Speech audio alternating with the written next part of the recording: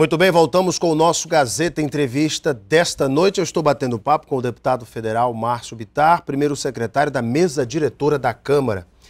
Deputado, falando ainda da política, no bloco anterior, da sua reaproximação com o senador Petecão, que estava ali alinhado com o Bocalon, mas ao longo do processo, por conta de alguns, algumas situações de campanha se afastaram. Bocalon agora tem como provável vice o deputado Henrique Afonso, do PV, que colocou o nome à disposição também dessa composição do PSDB, o PP e do PMDB. E parece que criou também aquele clima de não me quiseram, então eu vou lá para o Bocalon, que o Bocalon me quer. Como é que ficou isso, deputado? Não, Alan, veja, eu não vou mudar minha opinião a respeito do Henrique, da Shirley. Eu gosto deles, gostei de andar com eles numa agenda, mas eu sempre disse que as pessoas devem ficar aonde se sintam bem, né, aonde se sintam melhor. Se eles entenderam que é melhor estarem com o grupo do Tião Bocalon, é um direito deles. Eu vou continuar gostando deles, admirando a turma, gostei muito da turma do PV, tem pessoas com muito conteúdo, com muita capacidade de contribuição a um projeto, e nós nos encontraremos, né? Lá na frente nós nos reencontraremos, está tudo bem. Muito bem. O Wagner Salles, prefeito de Cruzeiro do Sul, esteve aqui no Gazeta Entrevista na última sexta-feira e disse que continua mantendo o nome dele. Márcio Bittar disse que vai haver uma pesquisa, essa pesquisa vai balizar, mas pode ser que o Wagner, por conta do processo que enfrenta ainda em questão judicial, possa ser impugnado. Isso pode acontecer, como também pode não acontecer, e a causa ser entendida pelo judiciário como a causa tem um entendimento de que houve prescrição da matéria, da ação a que responde Wagner Salles. E aí, quem seria o melhor nome, deputado, para vice? Não, Alan, ter o Wagner Salles como meu vice é um privilégio.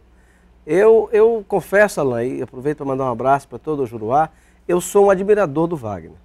Eu admiro o Wagner. Eu acho o Wagner, ele é um político autêntico, ele é um sujeito autêntico, tem uma trajetória de vida fantástica. Ele veio da... Aliás, eu conheci nessas andanças minhas, desses anos todos, o lugar, a colocação de onde a família do Wagner Salles nasceu, nas barrancas do Juruá. Andei lá com lama no joelho, com o irmão do Wagner, o Vanderlei, que aliás disse que era muito bom de bola, de futebol, né? Então, eu fui deputado com o Wagner Salles, então eu tenho admiração por ele. Eu acho o Wagner, já disse isso, para mim o Wagner é o maior tribuno do Acre. E agora ele provou que, além de ser o maior tribuno, ele é, como eu disse e repito, um dos maiores gestores públicos que já passou pelo Estado. A energia dele, e estar com o Wagner é sempre para mim um prazer muito grande. Então o que eu acho é que, se na pesquisa apontar o meu nome, eu acho que o Wagner Salles do PMDB é quem deveria decidir o nome de vice. Ou ele ou a esposa dele, eu estaria muito bem servido. Vamos lá. Mas vamos esperar a pesquisa primeiro. Muito bem.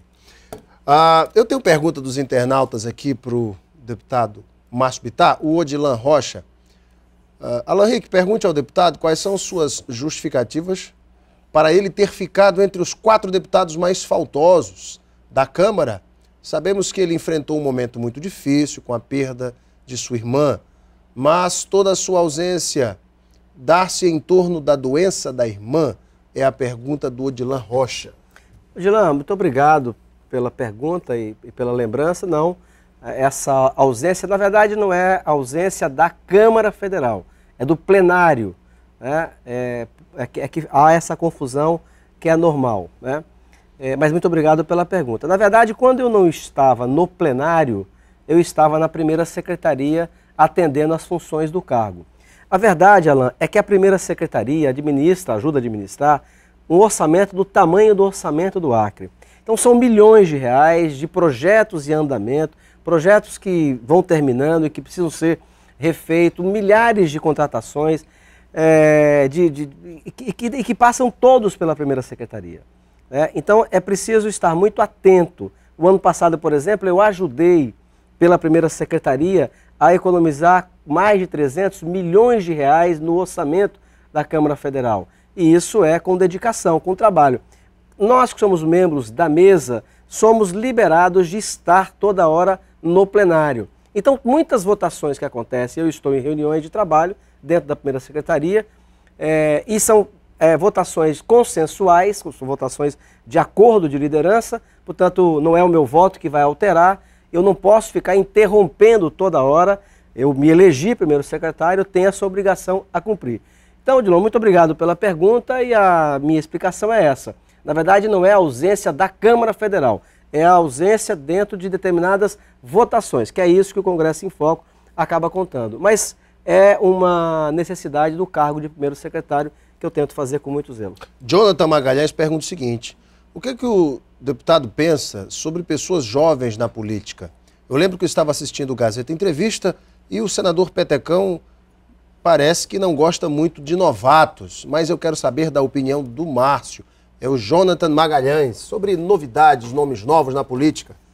Jonathan, talvez o nosso senador tenha dito com relação a ir para o governo, por exemplo, a ir para a prefeitura. Evidentemente que para ir para o governo, para a prefeitura, você precisa ter pessoas já com uma certa tarimba, com uma certa experiência, inclusive de vida, né, para poder ter a maturidade de coordenar uma equipe, de montar uma equipe e de liderar essa equipe ao longo da execução de um orçamento de milhões de reais. Agora, a entrada de jovens na política é uma necessidade, é preciso renovar. Eu sempre apostei em renovação. Por exemplo, eu me animei muito com o Júnior Betão, que é um acriano de Rio Branco, de uma família imensa.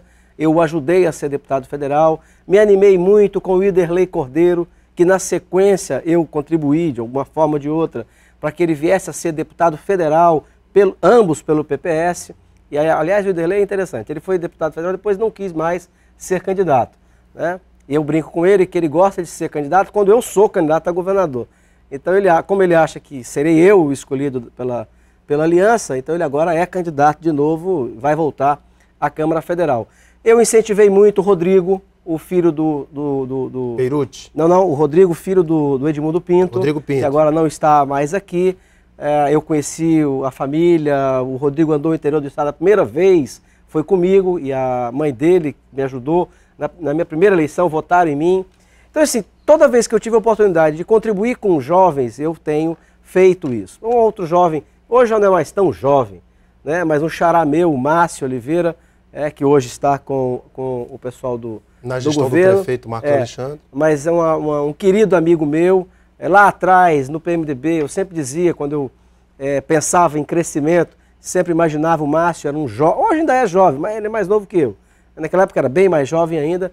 Então o que eu quero te dizer é que é fundamental. Eu, por exemplo, se disputar essa eleição agora como candidato a governador, é a minha última candidatura. Ganhando, eu vou cumprir o mandato e não vou voltar no tempo para ser candidato a deputado estadual de novo, federal, etc. Cheguei no ápice da minha carreira. Aí é o momento de passar o bastão para outras pessoas. E se não conseguirmos, essa turma que eu faço parte, dessa idade que eu tenho, até um pouco mais, já terá passado e será a hora de vocês assumirem os destinos do Acre. Deputado, falando agora dos problemas que nós temos vivenciado ultimamente. A cheia do Rio Madeira, o fechamento da BR-364 em diversos momentos para carga carga e passageiros, né? Enfim. Como é que o senhor vê esse problema que eu conversei aqui com o senador Jorge Viana, ele falava o seguinte: algum erro houve na construção dos trechos da estrada ou na recuperação desses trechos onde poderiam ser atingidos por algum alagamento. Esses trechos da estrada deveriam ter sido elevados. Existe até projeto de engenharia acerca disso. E é um problema que seria evitável, o fechamento da estrada e, portanto, gerando problemas de abastecimento no nosso estado. Como é que o senhor vê isso? Eu concordo com o senador. Agora, ao concordar com ele, Alan, nós precisamos lembrar que a mesma lógica vale para a BR dentro do Acre.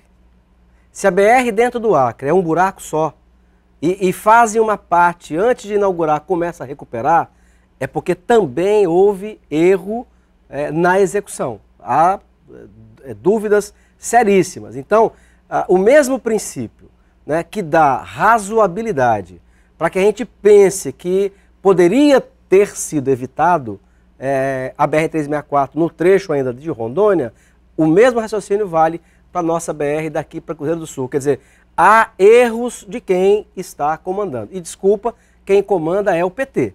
Tanto o governo do estado que pegou a obra, quanto o governo federal que também é do PT. Eu escrevi um artigo sobre esse assunto, Alain. Está hoje, inclusive, em alguns jornais locais, dizendo o seguinte, é preciso fazer sempre uma reflexão. Isso comprova, infelizmente, o que o ex-governador de Rondônia disse, que se fechasse a estrada, o Acre pereceria. Infelizmente, esse susto está mostrando que é verdade. Nós, Alain, não conseguimos colocar a salada que comemos produzidas no Acre, o que é um absurdo de gestão. Ao mesmo tempo, no passado, se houvesse um isolamento do Acre, nossa matéria-prima, que era a borracha, o mundo teria que ajudar a resolver o nosso problema. Hoje, Alain, depois do PT governar 4 mandatos, o nosso estado, e está também no 4º mandato na Prefeitura de Rio Branco, o Acre continua precisando de tudo de fora, ou de quase tudo que vem de fora, e ao mesmo tempo, quando o Acre se isola, os outros estados não perecem em nada. Por quê? Porque nós não conseguimos produzir nada em volume suficiente que faça falta a alguns estados brasileiros. Então, o resto do Brasil, para nós, resta o quê? A solidariedade. Mas a solidariedade, Alain, não é o mais importante para acabar com a fome. O que é mais importante para acabar com a fome é progresso, é geração de riqueza e renda. Isso vale para o Acre. Então, isso é um sinal, Alain. Desculpa a franqueza, mas é um sinal que o PT, governando há 16 anos o Acre e há 12 o governo brasileiro, não conseguiu alterar em absolutamente nada a dependência histórica que o Acre tem com os produtos que são produzidos em outros lugares do Brasil.